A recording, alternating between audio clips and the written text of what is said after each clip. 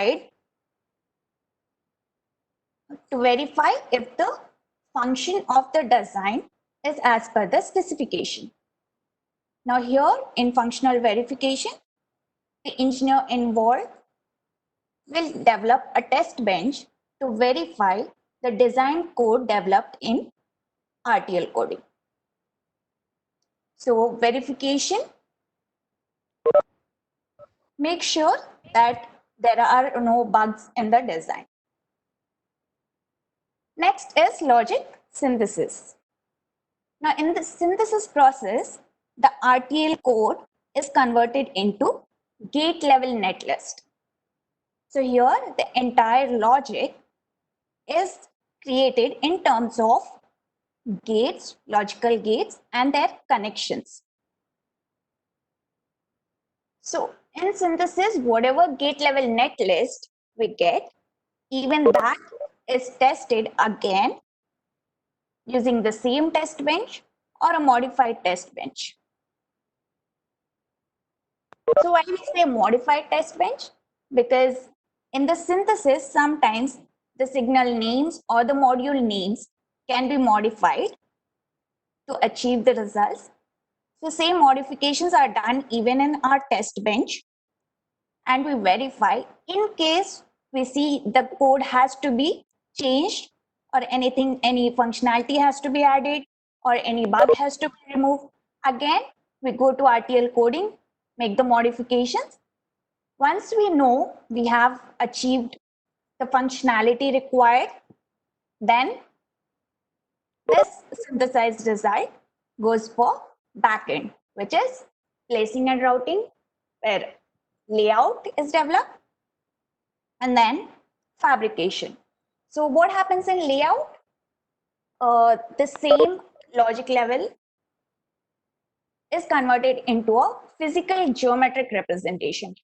Here there is a floor planning process to place all the blocks, input-output pads across the chip area based on the design constraints. So from layout, we get a GDS file, and this is passed on to fabrication, where the layout data is converted into photolithographic masks, and this is diffused on the wafer. So this is the process happening in chip design.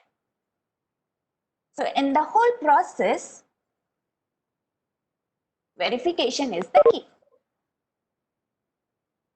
For every design, the engineers involved in the verification of the code is 2x of engineers involved in design. So what am I saying here is the number of verification engineers required is double the number of design engineers required in any design. Now let me tell you some of the real-time issues faced by the companies where they had some bug in the design.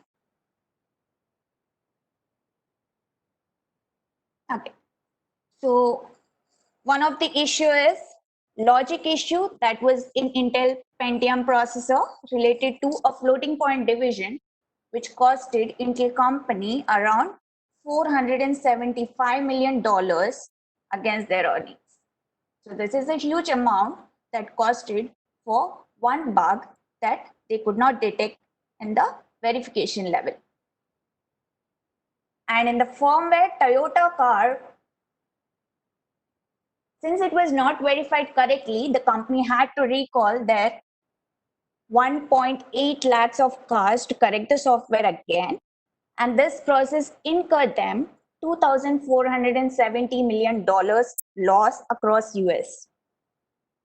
So this tells us how important it is to find the bugs at our chip design level before manufacturing the chip. Okay. So next I'll be talking about what is verification, why verification, and verification at different levels, what are the languages used, what are features and best practices in coding, and which is the widely used verification method, and what is the architecture we use, and what are some of the methods to find the coverage. Okay, so what is verification? Is it just saying find bugs? One way, yes, it is correct. So verification is the process to identify the bugs in case there are any bugs in the design. Here, we set up a test bench to drive the stimulus. Stimulus here we say, which is nothing but giving the inputs that the design can take and verifying the design output. Why verification? Now, as we saw earlier, how much a bug can cost a company, it is very important to identify the bugs before releasing any chip. As the role of design engineer is to develop the design as per the specification. If there are any discrepancies between the design code and the specification, then we say there is a bug in the design because it will cause unintended behavior of the design and there might be errors due to the bug. So we say we have to do the verification so that the companies do not incur those losses if it can be avoided. Or what happens if the company releases the bugged chips, they lose the customer trust. Even the end user using the chip, they will be using the faulty machines. So to avoid all this mess, we involve more time and resources in verification.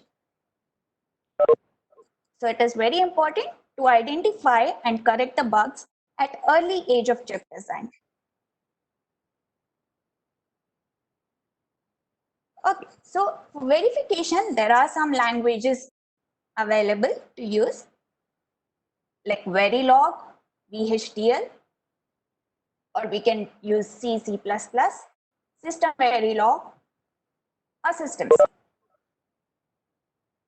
Among these, language adopted by most of the companies for verification is System Verilog.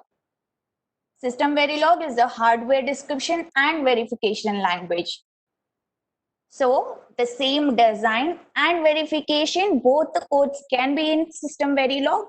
So it makes easy for us to verify and connect the components. System Verilog supports the data types which are defined in other languages too.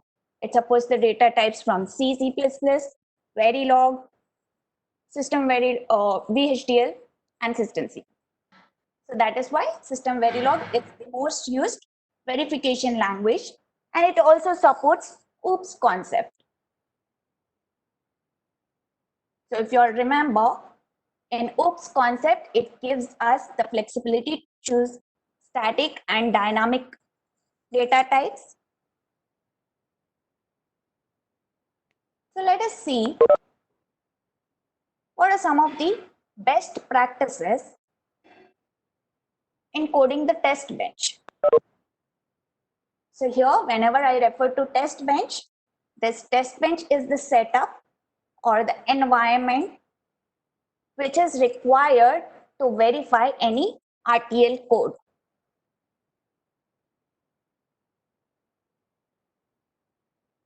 The best practices, one of them is reusability. So since time to market is very important in this competitive world, everybody wants to develop the chip as quick as possible and release into the market. And more than 60% of the time and resources spent in verification. So it is very important to build the verification components that can be reused.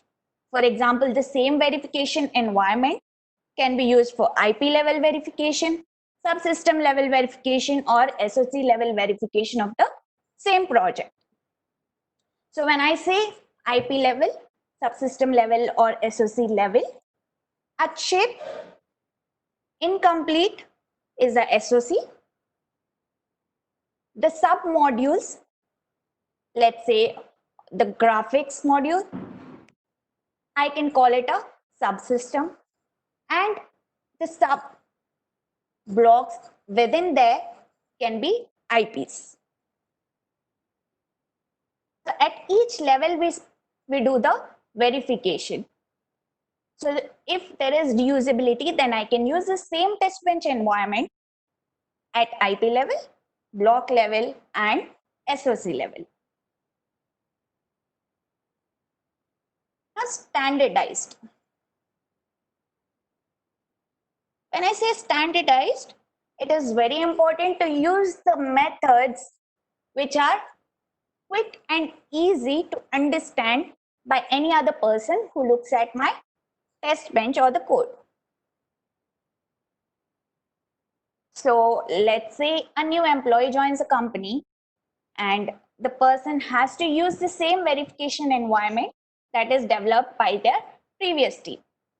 Now, for the new person to understand and quickly adapt to that same environment, if it is written in a standardized method or standardized language, then it is easy for the person to adapt.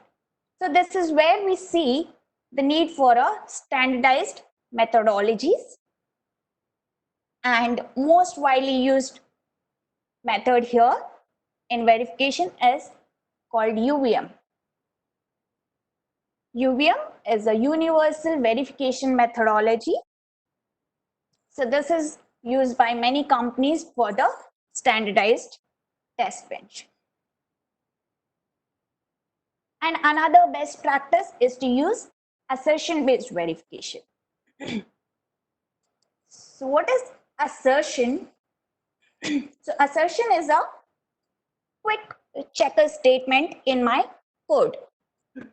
Let's say I want to check that at every level in my code, that if I'm calculating, let's say a very simple example, sum of two digits. Now let's say I want to see that at every step in my code or the whole time, my sum has to be equal to A plus B. Now, when I have statements like this, the assert statement will check that every time there is some input A or B, the sum should be always equal to the total of both. Wherever this is not happening, wherever this is violated, this assertion will fail. So that is why the assertion-based verification can help us avoid the starting level or basic design bugs. Now next is verification assessment. When we are verifying a design, we verify, then we have to tell the coded person that I have verified the complete design and there are no bugs.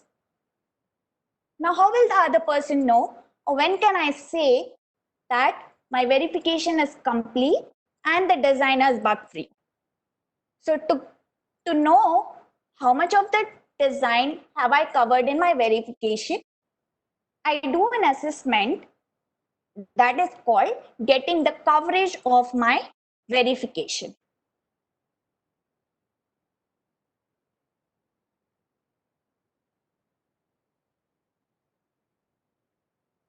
Okay. So as I mentioned, UVM is the widely used verification methodology. And this is how the UVM test bench architecture looks like. So in the UVM test bench, top is the top module where I connect my DUT. DUT is the RTL code, device under test. I have to verify the DUT, for which I have top test bench where I connect the DUT to my test bench using interface. My test bench will have all these components: test, env, environment, agent. In agent, there will be monitor, driver, sequencer. In environment, there will be agent, scoreboard. So this is the standardized component names, and the UVM gives us these predefined classes. Test is a UVM class which is already defined in the UVM methodology. Environment is defined, scoreboard is defined, agent is defined, monitor, driver, sequencer are also defined in UVM. So it makes us easy to get the predefined classes and put our logic in the predefined structure. So here, now how does this test bench work? Sequencer generates sequences which generates the stimulus. That means what inputs do I give to the DUT. The driver drives the same sequence to DUT, which is our design, through interface. DUT gives the output back to driver and monitor. The monitor sends the output to scoreboard, where the scoreboard compares the expected output with the DUT generated output. So all this are connected the way I define top. In top, I will have a run test method that will trigger the initialization of all these components.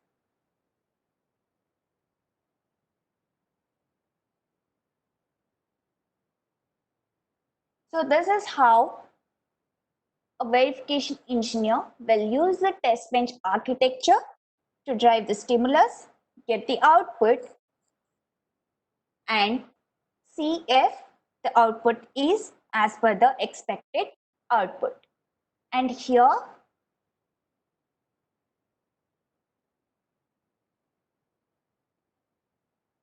sequencer can have multiple sequences. Let's say we have a memory example. I have a memory design which I want to verify using this test bench.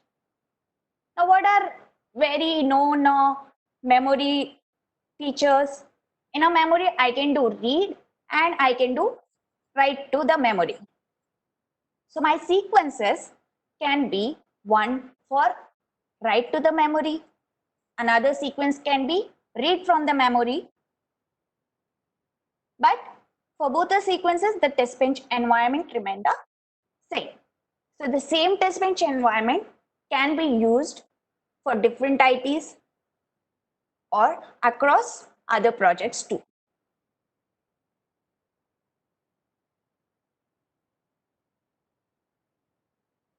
Okay. So we'll look at what are coverage methods. As I mentioned, to tell that my verification is completely verifying the design, and now the design is bug free. To say that, I have to show them that the coverage percentages, code coverage and functional coverage percentages are very high. Only when I say code coverage, if I have to say that completely verified ideal case, then code coverage should be 100% and functional coverage should be 100%. So what are these terms, code coverage and functional coverage? So System Verilog gives us two types of coverage metrics. One is code coverage, another one functional coverage.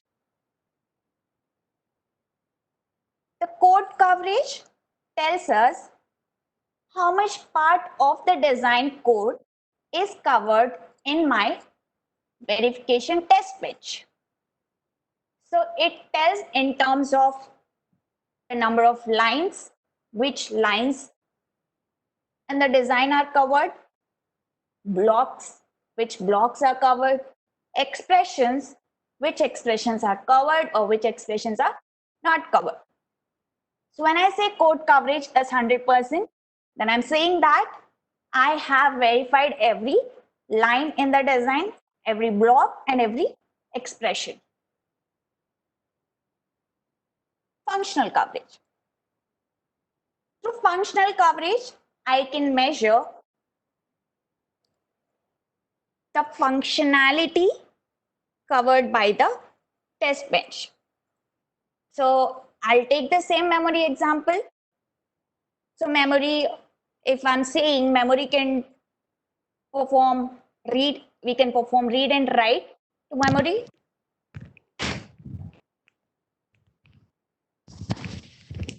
Then what is functional coverage? It should cover all the functionalities of the design. Now I have to verify the memory read and memory write. Let's say there is a signal in the memory which can take 0 and 1. Then I have to verify once for 0 value, what is the operation? For 1, what is the operation? If the design can have two functionalities, one for 0 and one for 1, then I have to verify both. Only then I can say I have covered functionality completely. If the design can operate for both the values 0 and 1, and I'll verify only 0 value, then I have verified only 50%. My functional coverage will be only 50%. So for achieving the functional coverage, we have to write coverage groups and cover bins in our test bench, so that how do I write cover bins? For example, as I mentioned, if a signal can take 0 and 1, then I'll mention the bin for 1 for 0, 1 for 1. Now, how does the code coverage metric is achieved? The tool can generate code coverage itself.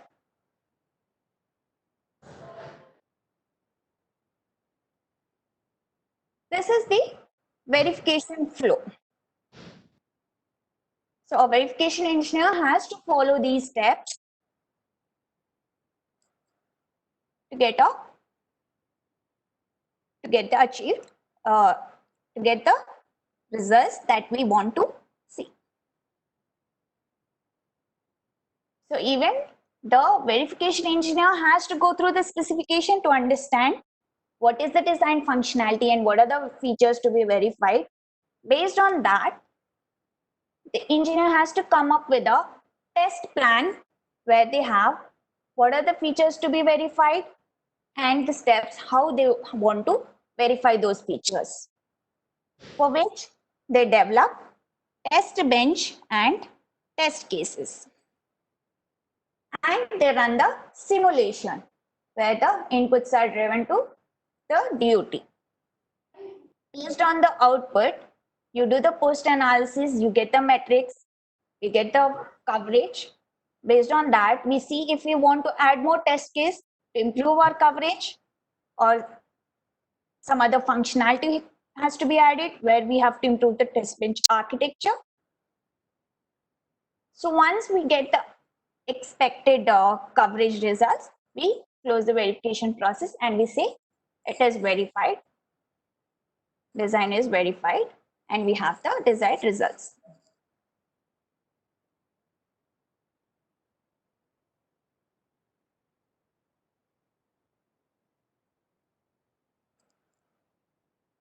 So some of the verification services that our verification team can provide,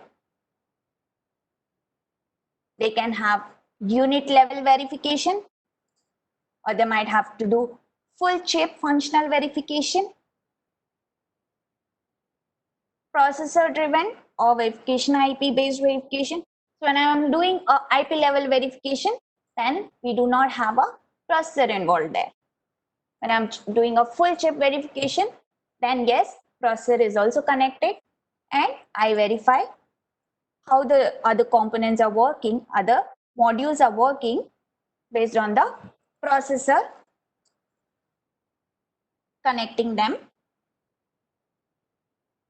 The test cases that we write can be based on system C or CPP. As I mentioned, UVM, our test bench can be a UVM architecture, or we can do low power verification, as in there is a UPF and CPF format defined, based on which we have to insert power switches or level shifters that help reduce the power consumption by the chip. I'll talk about this in the later slides again. Assertion-based verification, software or hardware co-verification, complex designs, constrained random, and assertion-based verification methods. I've talked about assertion-based verification. Constrained random. So when I say constrained random, I can give an input as a random. There are keywords random defined in the language.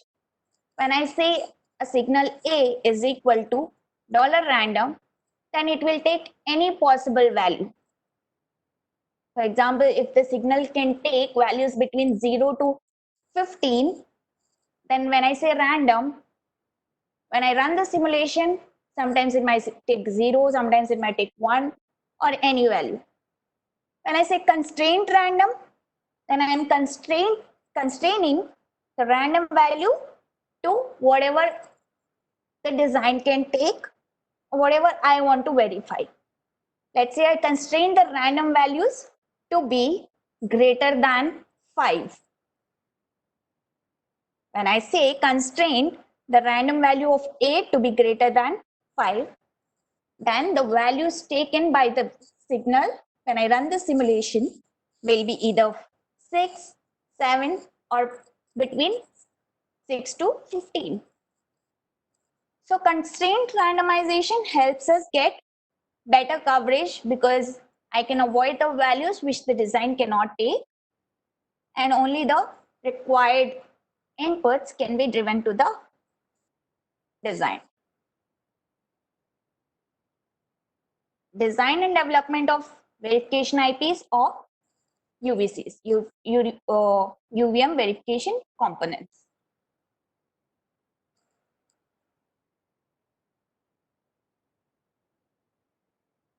Let us look at what are some of the research areas in VLSI.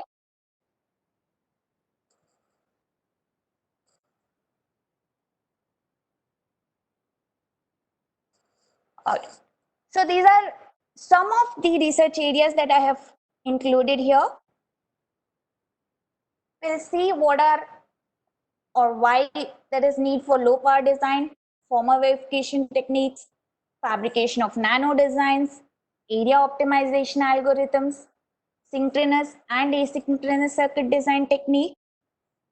and how safety and security verification is important, computational algorithms for fast and efficient design, STA simplification concepts in higher technologies. Let's start with low power design. As I mentioned, there is high market demand for the design with low power consumption. As we see in the market, every time the machines or the electronics coming out, years by years, there is the lowest power consuming electronic gadgets released in the market. So there is high demand and a lot of research going on and how to reduce the power consumption of the chip. So as I mentioned, there is UPF, Unified Power Format, and LPF, defined, which tells us what are the techniques or what are the methods we can use to reduce the power consumption. Here we have switches, level shifters, isolation cells inserted in the design so that we make the power consumption less. When I say isolation cells, one of the example I can give you is, let's say I have a chip where some modules I want them to be always getting the power, and some in the sleep mode they don't need the power. So I isolate the cells which need always power, and some I can shut down in sleep mode, which reduces the power consumption. So there are a lot of other techniques like that at VLSI level. Next, formal verification techniques. So in formal verification techniques, a lot of tools have come up with the formal verification techniques where the tool can itself give the input, all the possible inputs to the design and check if our or whatever assertion we have written is verified or not. If the assertion we have written is violated anywhere, then it will tell us that our assertion is failing at this point when the inputs are these. So even here, a lot of research is going on to develop end-to-end verification assertion. A lot of formal techniques are coming up. So how this formal verification technique is helpful for the verification to make it even more faster? If the tool itself can give the inputs, then if I'm doing manually and I'm giving the inputs, let's say a signal can take around, if it is a 50-bit signal. When I say the signal width is 50 bits, then the signal can take values of 2 power 50, which is approximately 10 power 15 values. Now, if I have to give all those values manually, then it is nearly impossible. So it is easier when I use a tool that can generate the stimulus by itself, and it covers all the possible inputs. So this is also one of the important research challenges. Next is fabrication of nano designs. So the technology size, day by day, year by year, we want to get the smallest design possible. Again, area optimization algorithms. So the area size, without compromising on the functionality of the design, we want to reduce the area, optimize the area as much as possible. So even people are working on that end. There are synchronous and asynchronous circuit design techniques.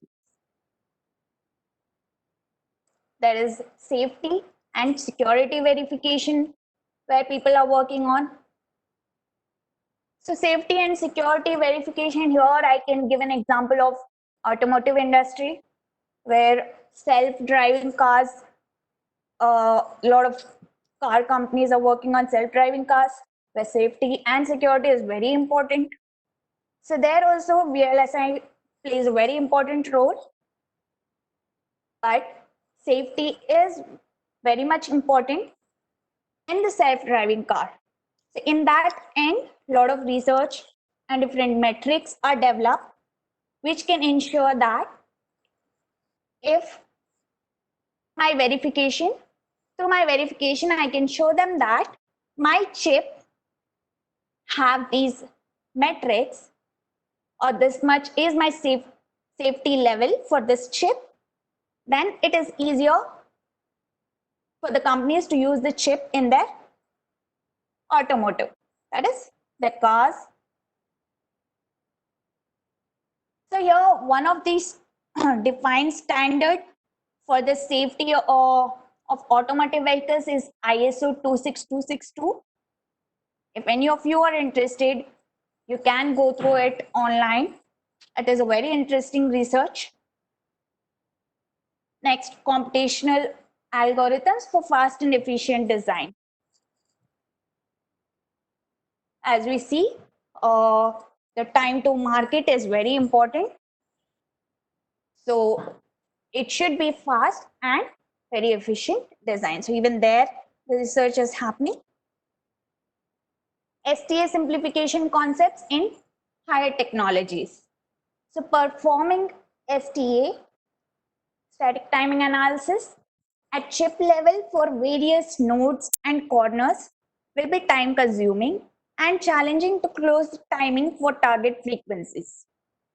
So people are trying to develop STA flows in the chips design process in which is extremely valuable.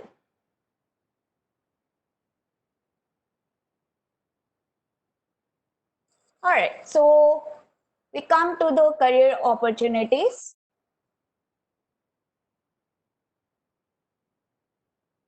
In VLSI industry, all these are different opportunities, different roles that a VLSI engineer can take up. So let us look at the brief of what every engineer here does. System architect. So this architect will have to decide the system parameters and what goes into hardware and what goes into software. Design engineer, I think it is pretty understandable. Design engineer develops the RTL code based on the or using the hardware languages. So the RTL code developed by the design engineer is verified by the verification engineer. So verification engineer does all the verification procedures that we have seen in our previous slides. Developing test bench, getting the coverage, using formal techniques, all those the verification engineer takes care. Front-end engineer, typically from RTL in the design flow to post-synthesis is all the front-end engineer takes care of, or that front-end engineer will be involved. Back-end engineer, from the layout, whatever process happens in the chip design, from the layout process is taken care by back-end engineer. There's DFT engineer who does the design for test, and ATPG, automatic test pattern generation. They also are involved in built-in self-tests. CAD engineer, they develop the EDA software. EDA is the tool software. Automation engineer, they take care of automation flows and regression environments. A regression is where I put all the tests together and run them all together in one flow. Test engineer, they do the post silicon debug, prototyping and FPGA engineer, taking the RTL to FPGAs and implementing the designs on prototyping boards is what prototyping or FPGA engineer has to do. Layout engineer is again involved in backend who can draw layouts for library cells from scratch. Formal expert, as I talked about different formal techniques. So formal expert uses the formal verification environments. STA expert, they take care of the deep analysis of timing violations in the chip. DRC or LVS expert, they take care of design rule checking and layout versus schematic. They for physical verification. IO expert as input output pads. This engineer takes care of developing the models for input output pads. ASIC engineer is same as SoC engineer, who's taking care of entire involved in the entire chip process. Standard cell design engineer, the engineer who can develop standard cells for various technologies using circuit simulations. There's DFM engineer, design for manufacturing, to make sure that the layout matches the design rules from the fabrication unit. There's QA engineer. QA engineer performs quality assurance for the given design. And EDA engineer for EDA engineer is required for tool implementation. One of the examples I gave you is a formal tool where the inputs are driven by the tool itself. Flow engineer, same as automation engineer, but works on latest technology flow for both front end and back end. And customer support engineer. So the guy who supports his or her customers on the technical end is customer support engineer. So these are all different roles a VLSI engineer can take up based on their expertise.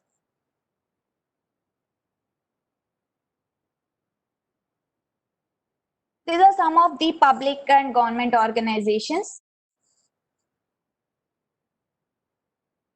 BEL,